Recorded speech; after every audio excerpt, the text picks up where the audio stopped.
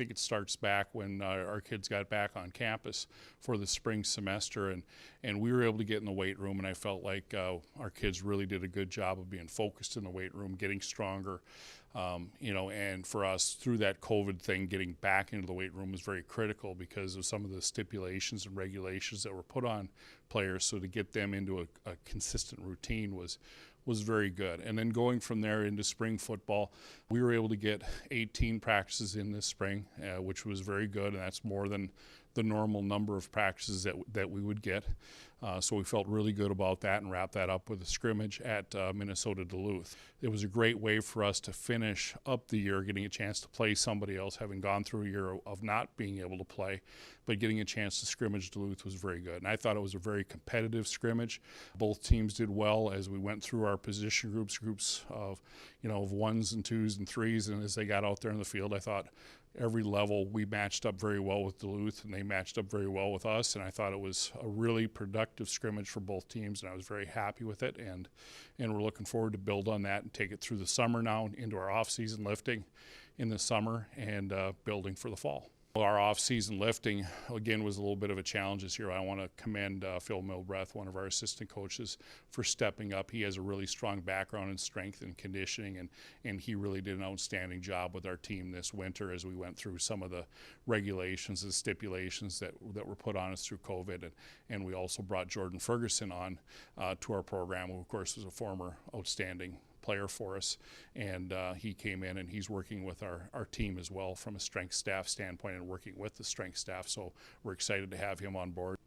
Well, as soon as our spring season ended in Duluth, we had coaching staff that was, of course, getting on the road, and we're continuing to search for that next round of Husky athletes that'll come to school here, and so our coaching staff has been on the road. We'll continue to be on the road through May, and heading into June.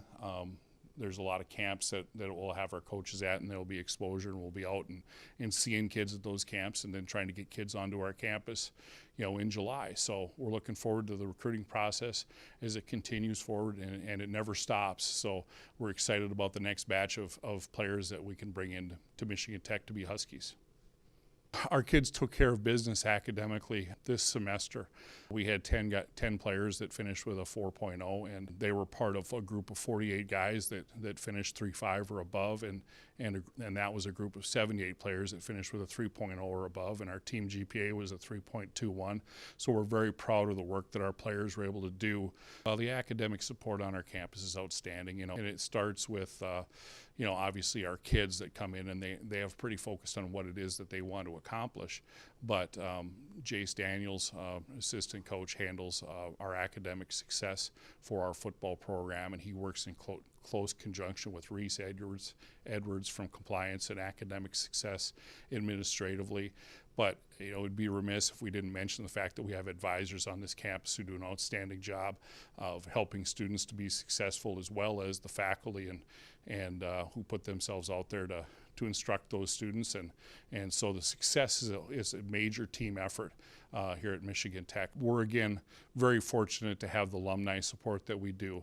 We've got the stadium project, the Kearly Stadium project that's been going on, and we're getting great support for that, and we're looking forward to that continuing to finish up in many ways this summer. And it's not just the Kearly Stadium project that our alumni support us on. They support us in a lot of ways, so we appreciate all of the donations, the gifts in kind, people referring recruits to us, all of those type of things. We certainly appreciate any of those type of support that we can get from our Michigan Tech alumni, and just being fans and being there for us and support and watching games, it's very much appreciated.